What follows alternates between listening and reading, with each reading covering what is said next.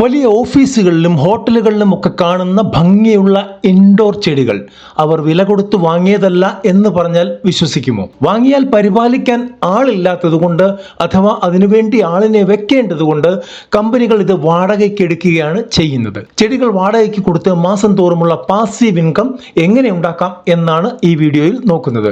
Video skip ചെയ്യാതെ മുഴുവനായിട്ട് കണ്ടു കഴിഞ്ഞാൽ നിങ്ങൾക്കും കാര്യങ്ങൾ മനസ്സിലാകും. പുതിയൊരു ഐഡിയ നിങ്ങൾക്ക് കിട്ടുകയും ചെയ്യും. എന്താണ് ഈ ബിസിനസ്? നിങ്ങളൊരു ഓഫീസിന് 20 വലിയ ഇൻഡോർ ചെടികൾ വാടകയ്ക്ക് നൽകുന്നു. അതായത് വിത്ത് ഡെക്കറേറ്റീവ് പോട്ട്സ് ആണത്.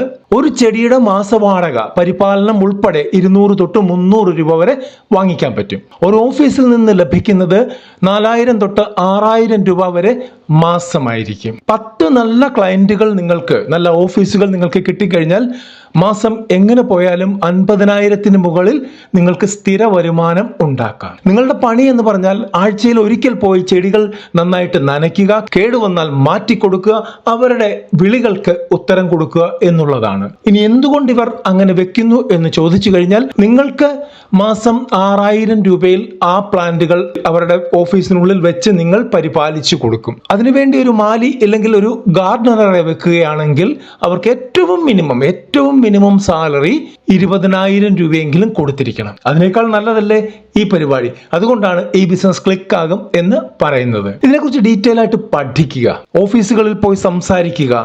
ആദ്യം തന്നെ അത് തുടങ്ങാൻ നിൽക്കേണ്ട, കാര്യങ്ങളൊന്ന് വ്യക്തമായിട്ട് പഠിച്ചതിന് ശേഷം കൃത്യമായിട്ട് നിങ്ങൾക്കത് തുടങ്ങാവുന്നതാണ്. അടുത്തൊരു വീഡിയോയിൽ കാണുന്നവരെ നന്ദി, നമസ്കാരം.